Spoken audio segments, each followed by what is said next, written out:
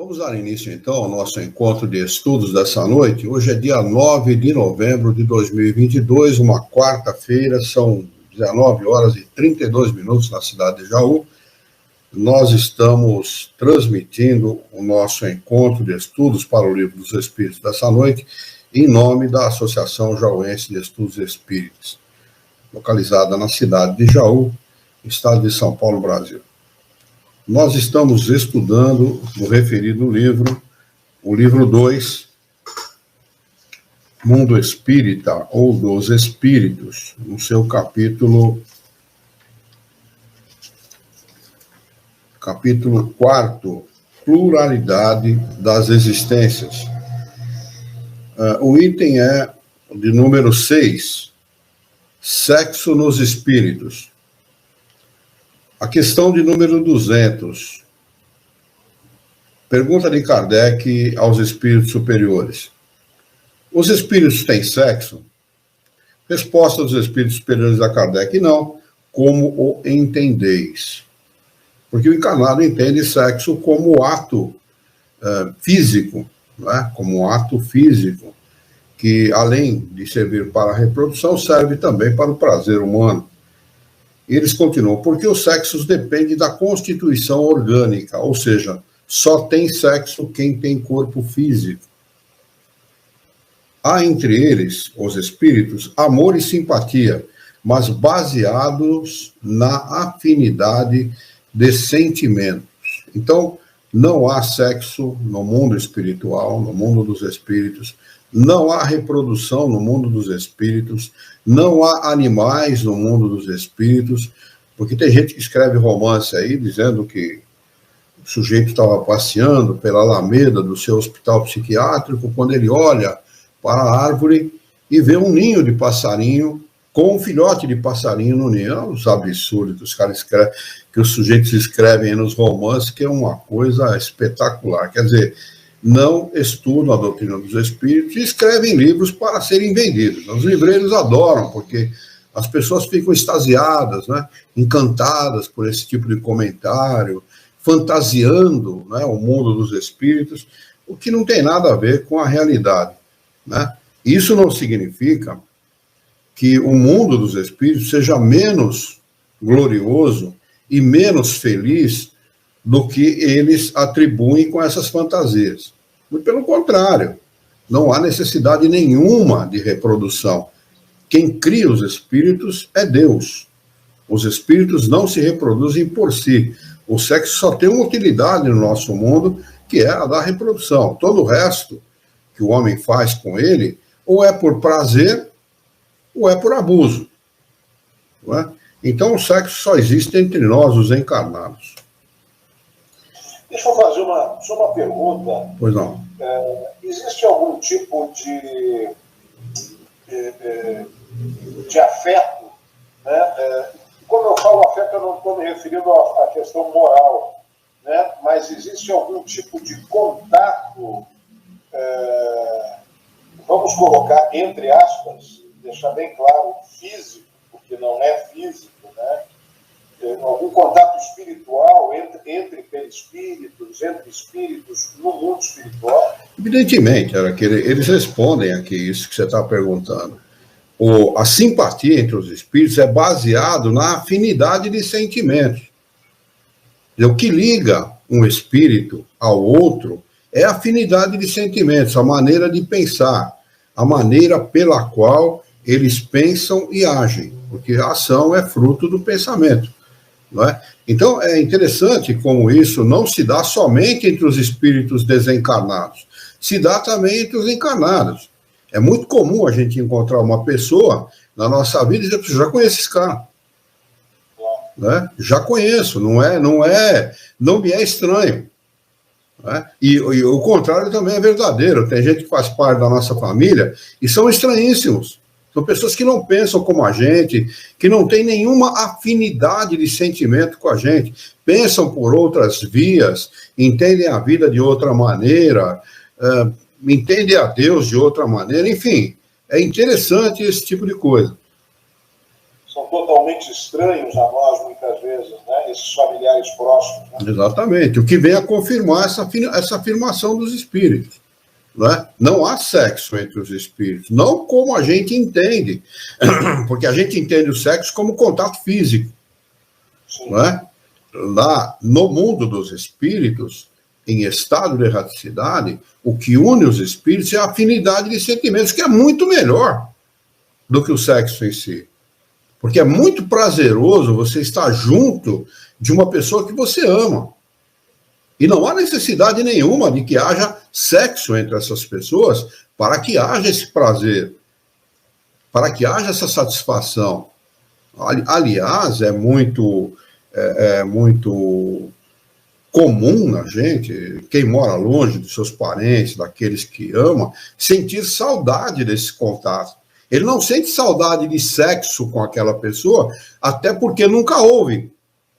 Não é? Com a mãe, com o pai, com os irmãos, os tios, amigos, primos, enfim, até colegas de infância, ou da mocidade e tal, nunca houve esse tipo de relacionamento entre as pessoas. Mas o sentimento de saudade, de afeição, o desejo de estar próximo daquelas pessoas é uma coisa que realmente é inominável, é difícil qualificar, adjetivar essa satisfação que as pessoas têm de estar com aqueles que amam. Exatamente por vezes. E acaba muitas vezes sendo até superior ao próprio sexo. Muito superior, não tem nem... Aliás, o prazer sexual é uma coisa fugaz, passageira, não é? Muito passageira. Não é? A gente, quando casa com alguém, normalmente nós casamos atraídos pelo físico, pela beleza. Não é? A beleza colabora muito para que haja atração entre um homem e uma mulher. Não é? Mas a gente sabe, depois de casado, com o tempo, que desaparece a beleza, desaparece a juventude. Pode acontecer de desaparecer o sexo, pode acontecer, não é? E também a gente acaba descobrindo que a gente não estava atrás de nada disso. Nós estávamos atrás de um companheiro, de uma companheira, de um amigo, e não de sexo. Porque tudo isso é fugaz, tudo isso é passageiro, faz parte de um momento da nossa vida, mas não da vida toda, não é? É muito comum, dependendo do grau de qualidade física, por exemplo, do homem, ou então do desinteresse da mulher, o sexo desaparecer entre o casal. Né? Ou então haver muito sexo entre o casal, mas não haver amor. E desaparecer a relação. E a relação ser cortada, né? Acabada, finalizada, independentemente de haver sexo ou não entre o casal. Né? Então, o sexo é uma coisa muito, o prazer sexual é uma coisa muito relativa entre os homens. Né? O que permanece mesmo, o que é efetivo, o que realmente é sólido, é a afinidade, é o amor que existe entre as pessoas. Né? Afinidade de sentimento. O restante são coisas materiais que desaparecem com a matéria, com o tempo, com a idade, com o momento, enfim. Não tem a importância que o homem atribui. Né? Quem atribui muita importância ao sexo acaba se desiludindo com uma facilidade muito grande, porque ele vai notar que não é a realidade. Né? A realidade é outra. Então, eles perguntam, o Kardec pergunta na questão 201 o seguinte: o espírito que animou o corpo de um homem pode animar o de uma mulher numa nova existência e vice-versa, e ao contrário? Resposta: sim, pois são os mesmos espíritos que animam os homens e as mulheres. Isso destrói, né, o machismo de alguns homens que têm a pretensão de diminuir a importância da mulher na sociedade. Não só como mulher, mas como profissional, né, como qualquer função ou cargo que ela ocupe. A mulher não é, nunca vai ser e nunca será inferior ou desigual ao homem. Porque ele pode, numa encarnação posterior, ocupar um corpo feminino. Sem o menor problema. Ele pode ocupar um corpo masculino durante várias encarnações e, num determinado momento, por uma necessidade evolutiva de vivenciar as experiências que uma mulher vivencia, que é completamente diferente do homem. Somos todos seres humanos, mas encarnados como mulher. A experiência é diferente. Aquilo que a mulher vivencia na sociedade, na família, com os filhos, né, os sentimentos, a natureza feminina, a feminilidade da mulher, dá uma natureza completamente diferente a ela em relação ao homem. Então, como nós temos que adquirir todos os conhecimentos, como espírito, nós viveremos como homens e como mulheres. O espírito é um só. Não existe espírito de homem e espírito de mulher. Os espíritos podem se manifestar desse jeito porque, passando da vida material para a vida espiritual, não perderam a ascendência masculina sobre as tendências e a ascendência masculina sobre o seu espírito. Então, ele desencarna, mas aquela ascendência permanece. E ele, no mundo dos espíritos, ele permanece a influência das suas encarnações precedentes como homem. Não que ele seja homem, ou não que ele seja mulher, quando ele se manifesta. Isso como vale também para um preto velho, para um índio, para um caboclo, para um... Enfim, qualquer tipo de manifestação dos espíritos no qual ele se identifique como esta ou aquela personagem, é apenas para uma questão de identificação, primeiro. E segundo, quando isto é muito exacerbado, por uma questão de influência de encarnações precedentes sobre aquele espírito. Apenas isso. Mas ao longo do tempo, com o passar das experiências, ele vai perder aquilo. Ele vai deixar a sua masculinidade de lado, não é? E vai... não que ele vai se tornar um espírito feminino, porque não há espírito feminino ou masculino no mundo dos espíritos, mas ele vai perder aquela ascendência masculina sobre ele, ou a ascendência feminina.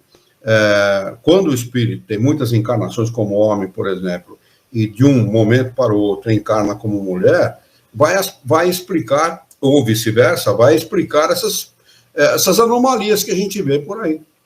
As anomalias sexuais que a gente vê por aí, especialmente no mundo de hoje, né, onde isso está liberado, né, onde as pessoas, cada um faz o que quer, de forma que quer, agridem a sociedade e agem da maneira que quiserem agir. Né. Agora surgiu uma dúvida, deixa eu só aproveitar porque está dentro do tema. Pois não. Por exemplo, quando eu vou citar como exemplo você, encarnados como homens, quando desencarnarmos e partirmos para o estado de erraticidade, nós seguiremos em erraticidade como homens? Sim, é o que eu acabei de falar. Depende do grau de influência das últimas encarnações. Se isso for muito forte, o espírito continua pensando e agindo como homem. Não que ele seja... Sim, não que ele seja homem. Sim, sim. Porque não há espírito de homem ou de mulher no mundo dos espíritos. Mas ele continua por influência e ascendência dessa influência sobre o espírito, ele continua agindo dessa forma. Por isso que os espíritos se comunicam dizendo: eu sou o João, eu sou o Pedro, eu sou o Paulo, eu sou o fulano. Entendeu? É por essa razão. Na maioria das vezes, apresenta-se através do seu perispírito conforme a sua última encarnação. Não, ele é obrigado a fazer isso por uma questão de identificação. Quando nós sonhamos com o espírito, nós estamos tendo uma vidência. Durante o sonho, nós estamos tendo uma vidência. Como identificar aquele espírito se ele não se manifestar de tal forma que nós o identifiquemos? E só uma maneira de identificar a aparência que ele tinha quando nós os conhecemos. Não que ele tenha aquela aparência, mas ele tem que se manifestar daquela forma para que nós possamos reconhecê-lo. Não é? Não que ele seja nem homem nem mulher, ele é um espírito. Pura e simplesmente. O que nós seremos depois de perder o corpo físico. Não é? Vamos progredindo, vamos realizando as nossas experiências, adquirindo conhecimento e vamos perdendo essa ascendência masculina ou feminina sobre os nossos espíritos, até que chega um momento que o espírito é apenas um espírito, nada mais. Né? O sexo, aliás, não vai ter a menor importância, porque o sexo é uma coisa que tem importância para os encarnados, né? Como reprodutor, como maneira dos homens se reproduzirem.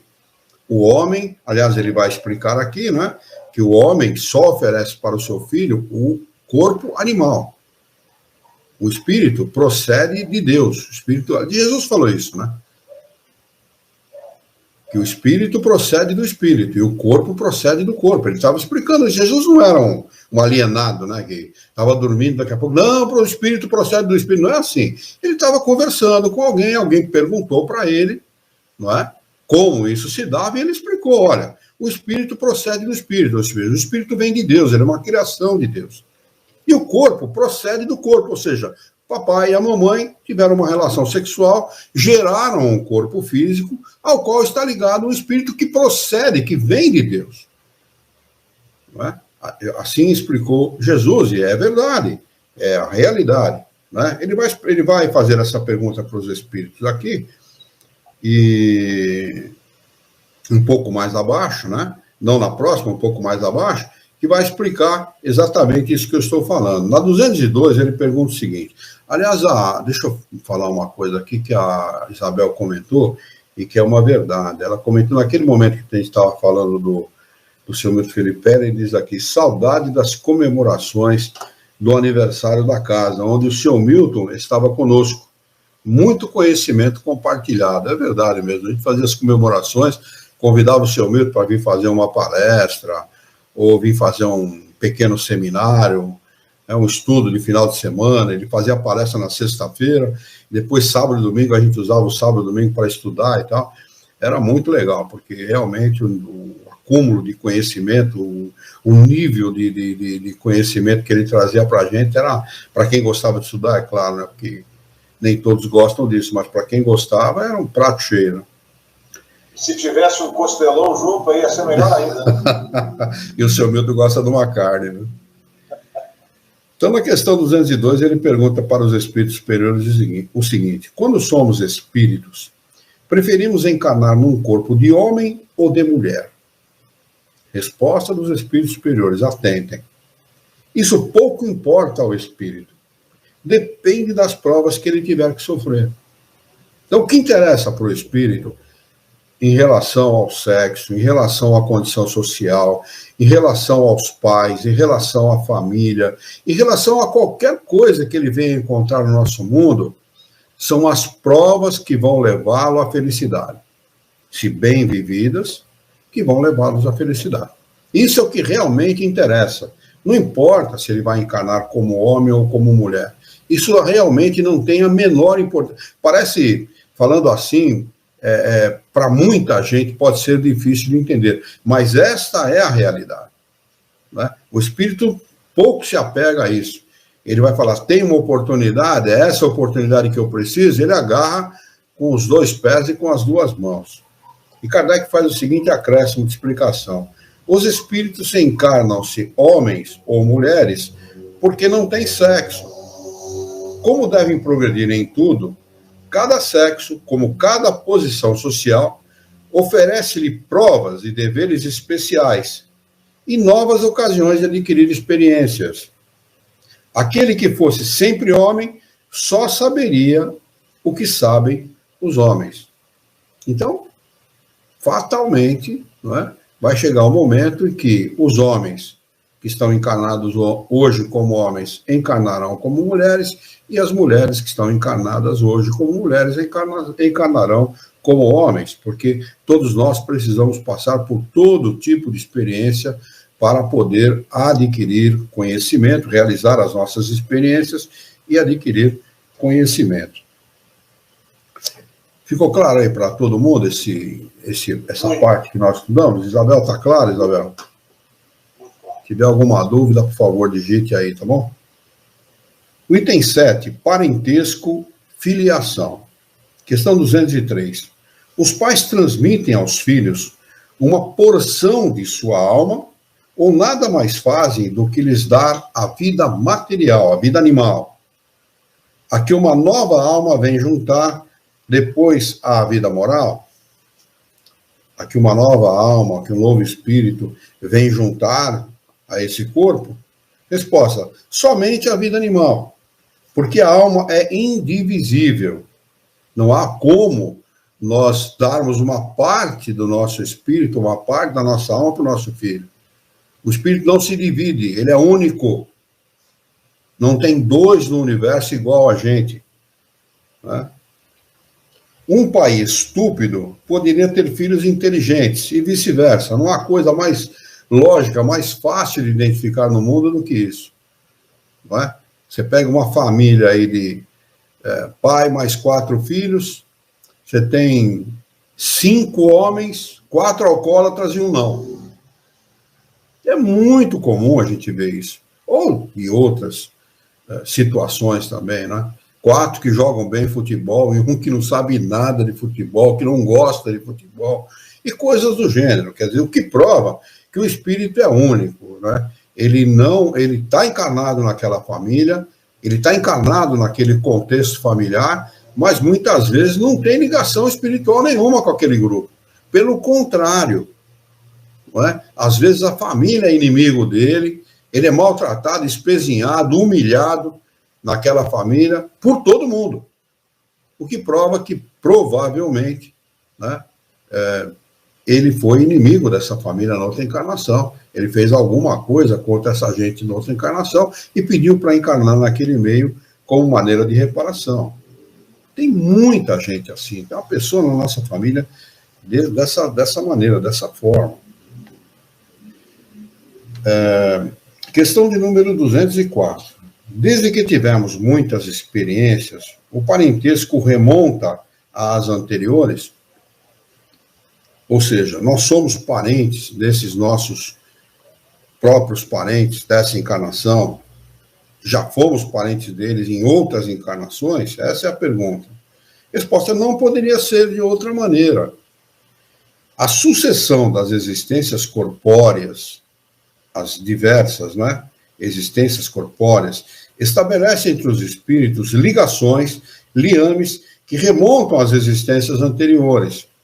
Disso decorrem frequentemente as causas de simpatia entre vós e alguns espíritos que vos parecem estranhos. Então, causas de simpatia e de antipatia entre os espíritos decorrem exatamente desse fato, das ligações por reencarnações ou por afiliações de outras eras, de outras épocas. Vimos reencarnando junto com esses espíritos, ora como filhos, ora como pais, ora como tios, ora como sobrinhos, e assim por diante. E a nossa ligação afetiva com esses espíritos, para a simpatia ou para a antipatia, ela está presente. Enquanto nós não solucionarmos esses problemas com esses espíritos, nós não nos desvencilharemos deles, porque os espíritos têm que aprender a amar uns aos outros, não é? Então não há, é muito gostoso para alguém que tenha vivenciado uma experiência de antipatia com algum parente, com algum pai, com alguma mãe, com algum irmão, que ele desencarne dizendo assim: esta antipatia foi debelada, isto foi vencido.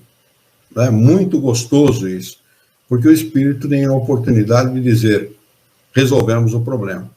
Então, se houver uma encarnação posterior ligada àquele espírito, não vai ser para gerar tristeza, aflições, desentendimentos, discussões, etc., mas será para a felicidade, para a harmonia. Assim que, embora seja raro, eu conheço, por exemplo, uma família onde os espíritos chamavam a mãe, os filhos chamavam a mãe de amor, meu amor, né? Aquilo para mim foi uma lição, embora eu nunca tivesse tido problema nenhum com a minha mãe, muito pelo contrário, eu a amava profundamente, além de progenitora, uma amiga extraordinária, né? Mas eu nunca chamei minha mãe de meu amor, não é? E eu conheci uma família em que os filhos chamavam a mãe de meu amor. Não tinha muita ligação com o pai, mas tinha uma ligação afetiva muito amorosa e muito harmônica com a mãe.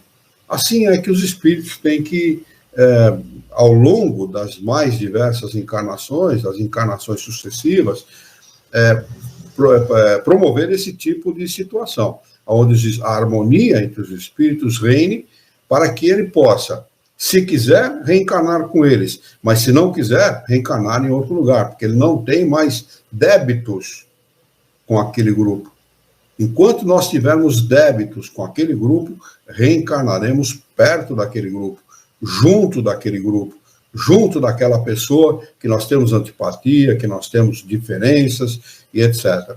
Né? É preciso estabelecer uma relação harmônica para que nós nos livremos desse tipo de problema. Não nos livremos das pessoas, mas nos livremos das diferenças, das antipatias. Questão de número 205. Deixa eu ver se a Isabel colocou alguma pergunta, alguma coisa aqui. Tudo certo. Legal, Isabel. 205. A pergunta de Kardec aos espíritos superiores. Segundo certas pessoas, a doutrina da reencarnação parece destruir os laços de família. Por que as pessoas pensavam assim? Mas se eu tenho que reencarnar, eu posso reencarnar com alguém que nunca tenha sido meu pai ou minha mãe. Então, o amor que eu tenho pelo meu pai, pela minha mãe, pelos meus irmãos está destruído? Algumas pessoas pensam assim. Ou no tempo de Kardec pensavam, e hoje também, né? Fazendo-as remontar às existências anteriores, pergunta Kardec. Resposta dos espíritos. Ela, a reencarnação, os amplia, em vez de destruí-los, baseando-se o parentesco em afeições anteriores. É assim, e é por isso que nós reencarnamos, por exemplo, num planeta. Se há afeição entre nós e aqueles que estão naquele planeta, nós reencarnamos ali. As afeições é que decidem isso. Nós queremos estar junto daqueles a quem nós amamos, ou precisaremos estar juntos daqueles a quem nós não amamos. É isso que vai definir. Né? Porque ou nós temos amor a desfrutar ou desamor a consertar. Então, isso que vai determinar a encarnação no planeta, por exemplo. Se ele não tem ninguém por aqui, se ninguém liga para ele, se ninguém lembra dele, ele vai reencarnar lá no planeta XYL, sei lá onde, né? Independente de qualquer coisa. Não vai ter mais... O planeta e as pessoas que aqui habitam não vai ter mais nenhuma... Não vai haver mais nenhum atrativo para que aquele espírito encarne naquele planeta. Os laços que unem os membros de uma mesma família são menos precários. A reencarnação amplia os deveres de fraternidade. Olha que a afirmação que os espíritos superiores fazem. A reencarnação aumenta os deveres da fraternidade.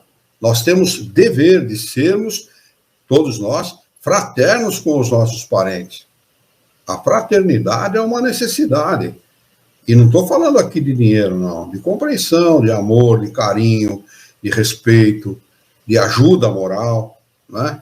É muito importante, por exemplo, para uma pessoa que esteja sofrendo, receber a ajuda moral daqueles que são seus parentes. É muito importante isso. Né? Para quem nunca precisou, não sabe o valor, mas para quem já precisou, sabe estimar o valor dessa ajuda. Né? Pois, no nosso vizinho, ou no vosso criado, pode encontrar-se um espírito que foi do vosso sangue. Então, os laços de parentesco, eles não se atêm somente àqueles que estão dentro da família. Aquele que bate a nossa porta pedindo um prato de comida pode ter sido nosso pai, nossa mãe, em outra encarnação, nosso irmão, nosso primo, nosso tio. Nós não sabemos. Por isso que os laços de fraternidade são ampliados com a reencarnação e não diminuídos como querem alguns. É o contrário, não é? A lei da fraternidade, ela se estende por toda a humanidade. O homem tem necessidade de aprender a ser fraterno. Tem essa necessidade. Enquanto nós não aprendermos isso, nós aí viveremos as turras com essa sociedade materialista, vulgar, violenta, agressiva, com as quais nós temos que conviver. Não é? Muitas vezes, por orgulho, por vaidade, por prepotência, por egoísmo dessas pessoas que não dão o menor valor para aquilo que a gente está falando aqui. Menor valor. E fraternidade, nada. Enquanto a bomba estiver estourando no quintal do vizinho, eu quero que ele se dane. Essa é a realidade. Infelizmente. Mas nós teremos, né, quando dizem que Jesus falou isso do alto da cruz, né, não choreis por mim, mas por vocês, porque aí haverá choro e ranger de dentes, né? Se ele não falou, deveria ter falado, porque é a realidade do nosso mundo. Né? Um mundo de ignorantes, de pessoas egoístas, que só olham para o próprio umbigo. Estão um pouco se lixando com o que vem atrás, com a necessidade dos outros, com aqueles que estão sentindo dor, fome, miséria, necessidades. Né? É muito comum a gente ver isso no nosso dia a dia. O sujeito parar tomando a vaga de 2 veículos, sem se importar com quem vem atrás.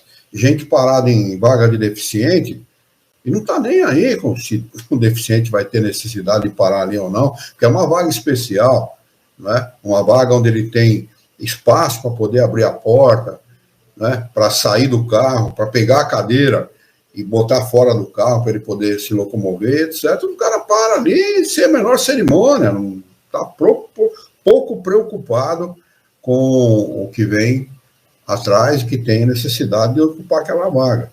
Param tomando a vaga de 2 carros, ele pouco se lixando, ele quer saber de sair numa manobra só da vaga que ele está, ele não quer manobrar o carro, por isso que ele para tomando a vaga de 2 carros. É o que demonstra o egoísmo da sociedade na qual nós vivemos. Ninguém se preocupa, né, com o outro.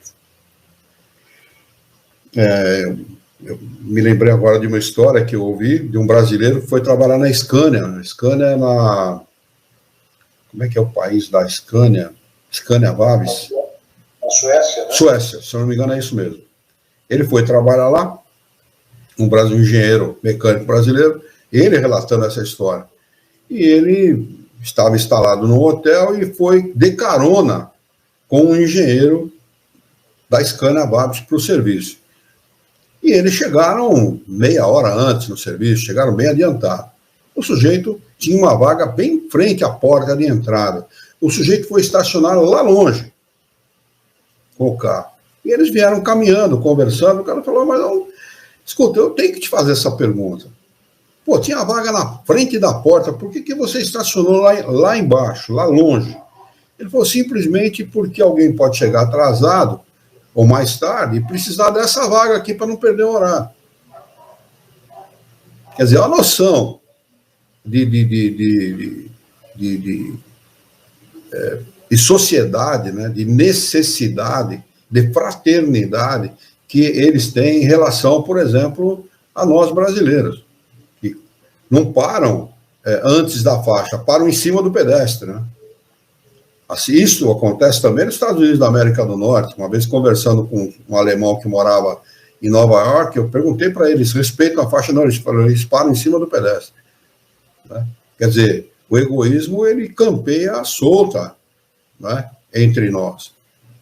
Precisa muito desenvolvimento, precisa muita conscientização nas escolas, com as crianças, desde cedo, para que eles criem essa cultura da solidariedade. Né? Senão... Questão de número 205. Ela diminui, entretanto, a importância que alguns atribuem à sua filiação, porque você pode ter tido como um pai um espírito que pertencia a uma outra raça, ou que tivesse vivido em condição bem diversa. Resposta dos espíritos. É verdade, mas essa importância se baseia no orgulho. O que a maioria honra nos antepassados são os títulos, a classe, a fortuna. Este coraria de haver tido um avô, por avô, um sapateiro honesto, e se vangloria de descender de um nobre debochado. Para não colocar desonesto aqui, né? Mas digam ou façam o que quiserem, não impedirão que as coisas sejam como são, porque Deus não regulou as leis da natureza pela nossa vaidade. Então, a reencarnação, ela acontece nas mais variadas situações, né? Esse negócio de descender de nobre, nome de família, essa história toda, isso é coisa do homem, não tem nada a ver com a necessidade do espírito. A necessidade do espírito é de progredir, de alcançar a felicidade. Essa é a real necessidade do espírito. Todo o resto, então, faz parte da vaidade humana e apenas isso. Questão de número 206. Pergunta de Kardec aos espíritos superiores. Desde que não há filiação entre os espíritos dos descendentes de uma mesma família, o culto dos antepassados seria uma coisa ridícula? Resposta: seguramente não. Porque devemos sentir-nos felizes de pertencer a uma família na qual se encarnam espíritos elevados. Embora os espíritos não procedam uns dos outros, não tem menos afeição pelos que estão ligados a ele por laços de família, porque os espíritos são frequentemente atraídos a esta ou àquela família por causa de simpatias ou ligações anteriores. Mas acreditai que os espíritos de vossos antepassados não se sentem absolutamente honrados com o culto que lhes atribuís por orgulho. Seu mérito não recai sobre vós, senão na medida em que vos esforçais por seguir os seus bons exemplos. Somente assim a vossa lembrança lhes pode ser não agradável, mas até mesmo útil. Então, o culto dos antepassados, na realidade, fazer a nossa prece é uma maneira de cultuar os nossos antepassados. Fazer a nossa prece pelos nossos avós, que já desencarnaram, pelos nossos tios, pelos nossos pais, aqueles que têm pais desencarnados, pelos nossos irmãos, enfim, por todos aqueles que estão no mundo dos espíritos, é uma forma de homenageá-los, de dizer para eles, olha, nós estamos enviando este bom pensamento por amor, por amizade, por consideração, né? Que chegue até você esse nosso sentimento e que o toque como um toque de amor, de carinho, de amizade. É uma maneira de cultuar os nossos antepassados. Além do que, muitas vezes as pessoas supõem que pelo pai ter sido um trabalhador, a mãe ter sido uma dona de casa, uma trabalhadora também, um operário, uma operária, isso não significa que ele descende única e exclusivamente de um operário, de uma operária. Alguém sabe o que eles foram numa outra encarnação? A gente não sabe. Eu vou citar aqui o meu exemplo pessoal, só para ilustrar, porque é o único exemplo que eu tenho para dar.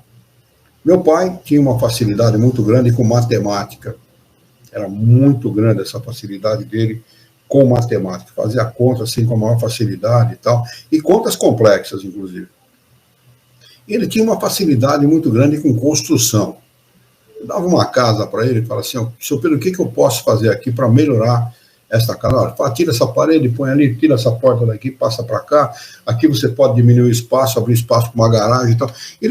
Mas ele tinha assim uma visão, além de outras qualidades que ele tinha, falava castelhano fluentemente, tinha uma noção muito boa de distância, de valores, etc. E tal. A gente via que ali estava encarnado um espírito de muitas encarnações. Eu, como espírita, depois, eu soube disso. Quando meu pai desencarna, dia 1º de abril, 1º de maio, desculpe, de 1999, eu vou ao Shopping Center Norte, em São Paulo, e ali tinha um balcão, uma ilha, né, de numismática. Numismática é a ciência que estuda os selos, né, os brasões de família, as histórias dos nomes de família, etc. Eu botei aquela placa numismática, me chamou a atenção o nome, eu fui lá, depois eu fui procurar o que era numismática e tal, fiquei sabendo o que era, e perguntei para a pessoa, ele falou, a gente tem história aqui, através desse computador, a gente tem a história de todas as famílias, o significado do nome, né, a origem do nome e o brasão dessas famílias. Quanto custa isso? Na época era, sei lá, R$100 e poucos e tal. Falei, por favor, procura aí família Herrera. E como o nome Herrera é um nome espanhol, de origem espanhola, né, aquilo saiu em castelhano, mas como eu tenho alguma facilidade, eu falo um pouco de castelhano, tenho alguma facilidade para ler em castelhano, eu li lá que o primeiro Herrera foi do norte da Espanha e era construtor de pontes. Falei, caramba, mas será que aí está? Não que ele tenha sido o primeiro Herrera, mas será que não está aí a explicação desta facilidade que meu pai tinha com construção, com matemática, etc. Então, a gente, quando olha para uma pessoa, a gente enxerga a sua aparência física, mas o que está por trás, o espírito, a essência, é uma outra coisa. Não tem nada a ver com a aparência física. Ele está vivenciando ali um momento do seu espírito, um momento da necessidade evolutiva do seu espírito. Mas o que tem a ver com aquele espírito, a qualidade que ele tem, o conhecimento que ele tem, a vivência que ele tem, é uma outra, é uma distância bastante grande, né? Então, essa foi a minha experiência pessoal com isso. Eu acho que muitos, né, avaliando o que o pai fala, o que a mãe fala, o que os irmãos falam, a qualidade de cada um, pode identificar ali a encarnação de uma pessoa desse tipo, né? Uma certa vivência, com muitas encarnações, com qualidades que ele não pode expressar naquela encarnação, porque encarnou para vivenciar outras experiências e não aquela que ele já vivenciou em outras épocas, por uma questão de necessidade evolutiva. Mas vamos lá, questão de número... já lemos aqui, vamos começar o item 8. O item 8 é semelhanças físicas e morais. Alguma dúvida sobre isso que nós acabamos de estudar? Não. Então, tá. Então vamos lá. Item número 8. Isabel, se tiver alguma dúvida, por favor, escreva aí. Questão de número 8. Semelhanças físicas e morais. Questão de número 207. Pergunta. Os pais transmitem aos filhos, quase sempre, semelhança física. Transmitem também semelhança moral? Resposta, não. Porque se trata de almas ou espíritos diferentes. O corpo procede do corpo, mas o espírito não procede do espírito. Entre os descendentes das raças, nada mais existe do que a consanguinidade. É bem clara a resposta, né? Acho que não há necessidade de explicação, né? O espírito não procede do espírito, ele procede apenas do corpo. A semelhança física é em função do DNA, né? Ele transfere para o filho o seu DNA, a sua semelhança física, mas espírito é uma coisa e o corpo é outra coisa completamente distinta, né? Que é usado pelo espírito em uma encarnação e nada mais. Questão de número 207A. De onde vêm as semelhanças morais que existem, às vezes, entre os pais e os filhos? Resposta: são espíritos simpáticos, atraídos pela afinidade de suas inclinações.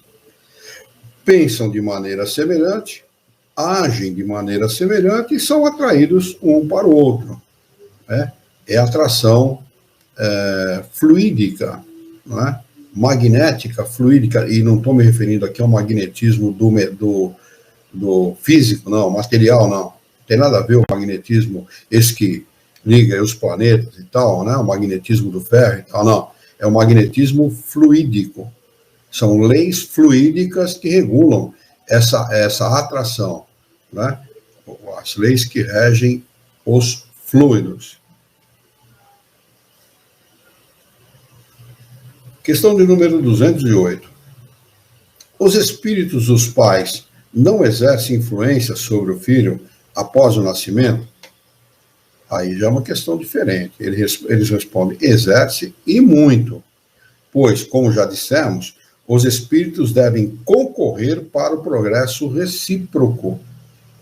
Pois bem, o espírito dos pais tem a missão de desenvolver os filhos pela educação. Olha, aqui não está dizendo que os pais têm um compromisso, os pais têm um dever, os pais têm uma obrigação. Não, uma missão. É muito mais do que tudo isso junto. É missão do pai e da mãe desenvolver os filhos pela educação. Isso é, para ele, uma tarefa. Se nele falhar, será culpado. Olha o compromisso, a missão, a importância dessa missão para os pais. Se falhar, vai ter que responder por esse compromisso não cumprido. Questão de número 209. Por que os pais bons e virtuosos têm filhos perversos? Pergunta pertinente, né? Ou seja, por que as boas qualidades dos pais não atraem sempre, por simpatia, bons espíritos como filhos? Ele não falou que os espíritos se ligam por afinidade de sentimento? Lá no começo? Então, por que isso acontece? A pergunta é extremamente inteligente e pertinente. Resposta dos espíritos superiores. Um mau espírito pode pedir bons pais na esperança de que os seus conselhos o dirijam por uma senda, por um caminho melhor. E muitas vezes Deus o atende. É por isso que o patinho feio, né, nasce em determinadas famílias. Né? Tem caráter, personalidade, comportamento completamente diverso daquela família. Não tem nada a ver. A gente percebe isso claramente, é interessante. A família é boa, os avós eram pessoas boas, a bisavó era uma pessoa boa, o bisavô era uma pessoa boa, os irmãos são bons e tal, mas aquela criatura é completamente à parte, divergente daquele todo, do conteúdo moral daquela família. É muito interessante isso. Então, a resposta está aqui. Um espírito mau, um espírito atrasado, imperfeito, ele pede oportunidade. Eu preciso receber uma boa influência. E clama ao Criador por isso. E, às vezes, o Criador concede. Na dependência, é claro, do mérito, né, daquele espírito. Deus o atende e o que vai acontecer posteriormente vai ser responsabilidade dele, porque certamente ele vai receber essa boa influência. Se não atender, se não utilizar essa boa influência para a sua própria melhora, quem vai ter que responder por isso é ele, e não os pais. Né? Porque na pergunta precedente, ele diz que os pais exercem muita influência sobre os filhos e têm a missão de educá-los. Se cumprirem toda essa missão à risca, e o filho enveredar pelo caminho do mal, a responsabilidade não é dos pais. Porque os pais fizeram tudo o que estava ao seu alcance para o benefício daquele espírito. Se ele não atendeu, se ele não deu ouvidos, o compromisso é só dele. E o inverso também é verdadeiro. Se os pais não fizeram tudo o que podiam, vão ter que responder por essa omissão.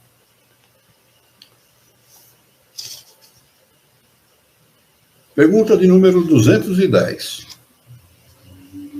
Os pais poderão, pelos seus pensamentos e suas preces, atrair para o corpo do filho um bom espírito, em lugar de um espírito inferior?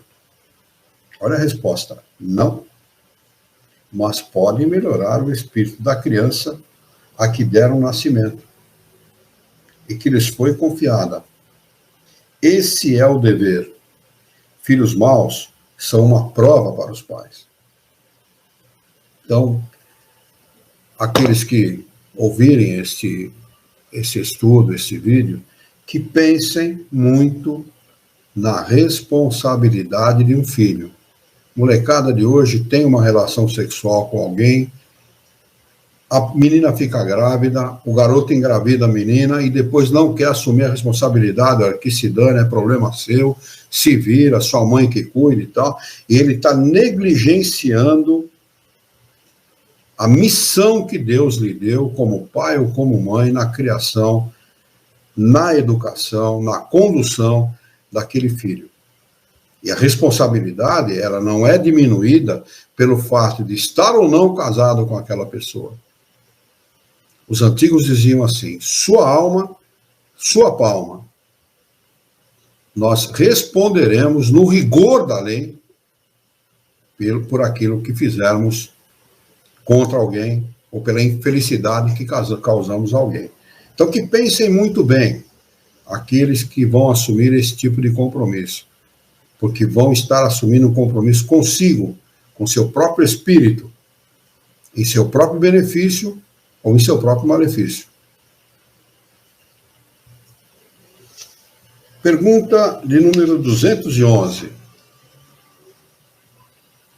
De onde vem a semelhança de caráter que existe frequentemente entre irmãos, sobretudo entre os gêmeos? E realmente, a semelhança de caráter entre os gêmeos é uma coisa de causar espanto mesmo. Há irmãos gêmeos que moram em cidades distintas, e já ouvi depoimento de gêmeos nesse sentido, que quando um tem uma dor de cabeça lá, ele sente aqui. Tal é a ligação, a afinidade entre esses espíritos. É muito interessante isso, né? Eles respondem, espíritos simpáticos, que se aproximam pela similitude de seus sentimentos e que se sentem felizes de estar juntos. Há uma ligação tão grande entre esses espíritos que eles pedem e conseguem a autorização de Deus, da lei de Deus, para reencarnar juntos. Questão de número 212. Nas crianças cujos corpos nascem ligados, os chipófalos, né? E que têm certos órgãos comuns a dois espíritos, ou seja, duas almas?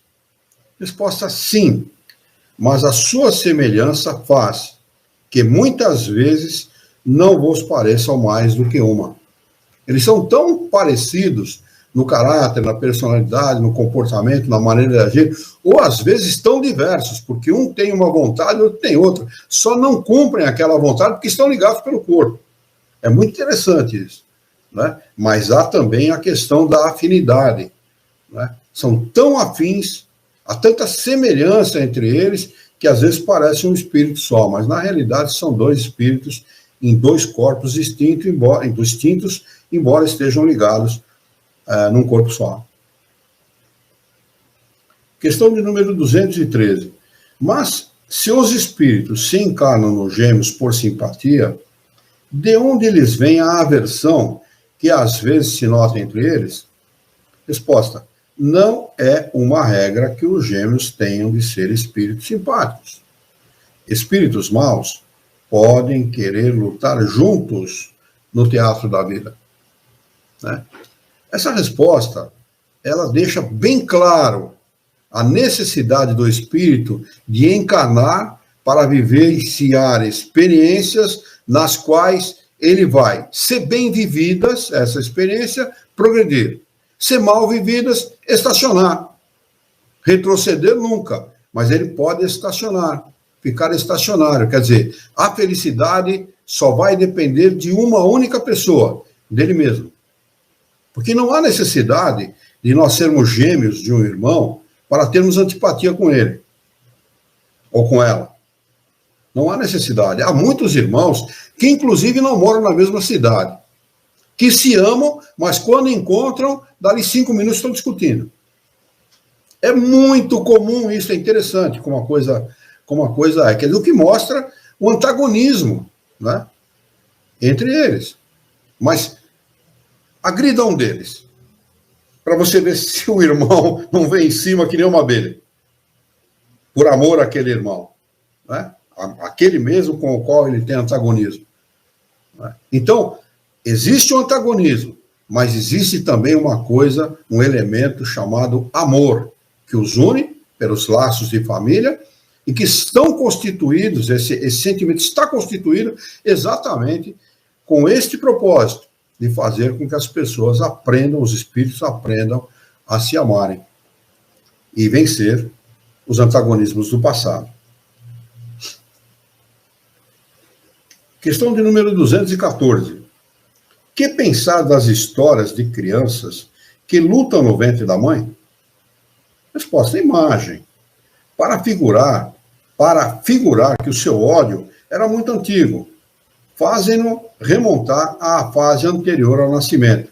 Geralmente não percebeis bem as imagens poéticas. Não existe bebê que luta com o outro dentro do útero. Isso é uma falácia, não.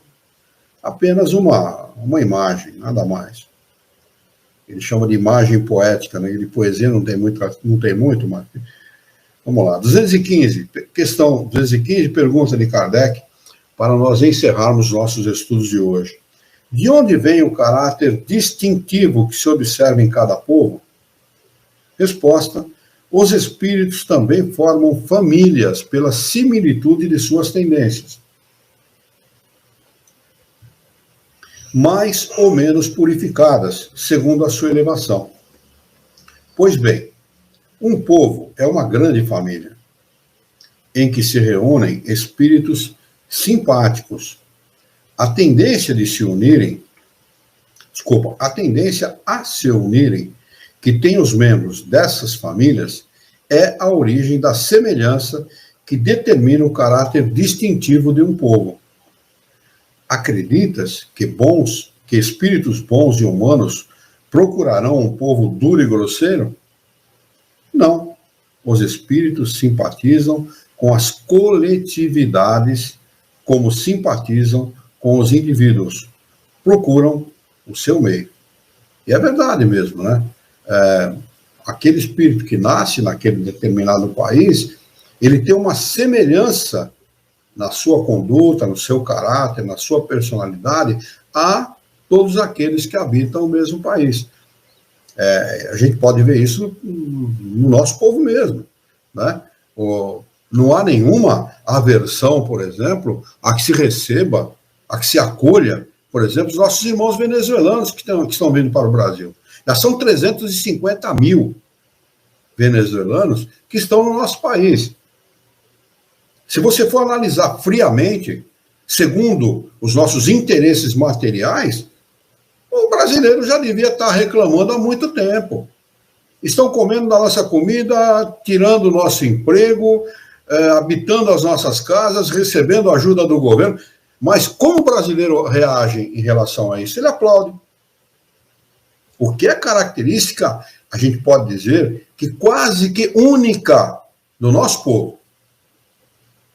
Eu já ouvi N pessoas de outros países dizerem o contrário disso que eu estou falando. Não aceitam. Não vem roubar aqui o nosso emprego, pô. Que história é essa? Né? Então, o brasileiro tem essa característica. E isso nos caracteriza como povo. Essa fraternidade, essa alegria. Né? Nós rimos da própria desgraça. É uma coisa bem brasileira mesmo, né? Bem do nosso povo mesmo, né?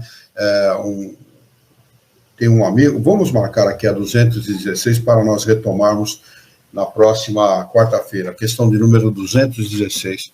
Eu tive um amigo na década de 70, chamado Bira, que, por presenteado com uma passagem para a Suíça, viajou para a Suíça. E lá, na Europa, na Espanha, ele encontrou com o Sérgio, que também era um amigo em comum. E o Bira e o Sérgio, o Bira foi para a Suíça, ficou no hotel uns 2, 3 dias, conheceu a cidade e tal, até conheceu o prefeito no mesmo ônibus que ele estava viajando. Ele até comentou com a gente, nosso prefeito andava de carro e tal, e o prefeito deles lá, da cidade onde ele estava, da capital, estava andando de ônibus. Ele falou, nossa, que coisa. Ele perguntou para o sujeito, né, pô, como é que é esse negócio? Ele falou, não, o carro da prefeitura fica lá. Eu chego na prefeitura, né, tiro meu paletó e tal, e aí eu pego o carro da prefeitura para fiscalizar a obra. O carro é a serviço da prefeitura e não o meu serviço pessoal. Bom, uma coisa que não tem nada a ver com o brasileiro, né? Mas o Bira viaja da Suíça para a Espanha, encontra com o Sérgio na Espanha, eles compram uma perua Kombi com cama e e cozinha dentro e tal, para eles viajarem pela Europa. No fim, essa Kombi fundiu o motor e deu uma série de... Mas era tudo molecada, né, com 20 e poucos anos de idade, então era tudo farra. Né? E eles vão para a França. Chega na França, o que é mais famoso na França, que todo mundo conhece? O pão francês. Vamos na padaria comprar pão. Mas nem ele, o Sérgio, nem o Bira falavam francês. Falava aquele francesinho nosso da escola, do tempo de escola. Chegaram na padaria, o Sérgio, que era um cara cabeludo, naquela época se usava, né, sandália, né, tamanco, essas coisas, meio sujo e tal. Chegou para a dona da padaria e falou assim, Pli, madame, pain? Ela respondeu para ele assim, je ne compris pas, parlez français. Ele falou, não entendi nada, fala francês. Né? Eu não vou contar o resto da história, porque envolve palavrão, essas coisas todas, então não vou contar. Mas o que eu quero me referir é o seguinte, se fosse com o brasileiro, ele não só procuraria entender, como se não entendesse, daria o pão para o sujeito. Sim. Essa é a característica do nosso povo, e não dá para negar isso. Né? Porque aqui a gente acolhe todo mundo, tenta entender todo mundo, na pior das hipóteses, entra no táxi com o cara e leva o cara onde ele vai. É o acolhimento, né? O acolhimento natural do povo brasileiro a todos os povos do mundo. É uma coisa característica nossa, própria do nosso povo, o que corrobora a resposta dos espíritos nessa última questão. Né? Nós somos realmente, nesse aspecto, uma grande família, né? Que tem as tendências e se conduzem por essas tendências, e isso é coisa comum ao nosso povo. Vamos fazer a nossa prece? Vamos lá. Muito bem. Vamos, então, elevar o nosso pensamento, mentalizar a figura excelsa e amiga de Jesus, nosso mestre, nosso modelo e guia da humanidade, e juntos com Jesus vamos nos dirigir ao Criador, ao Senhor da vida, fonte inesgotável de paz, de amor, de bondade, de misericórdia e justiça, para agradecê-lo muito pela oportunidade de aqui estarmos reunidos em seu nome, para estudarmos as questões propostas pelo Livro dos Espíritos dessa noite. Queira o vosso amor, a vossa misericórdia, que tenhamos bom ânimo, coragem, determinação, ideias renovadas, alegria de viver e muito entusiasmo, para que nós possamos trabalhar, sermos úteis à sociedade em que vivemos e, desta forma, dignificar a vida.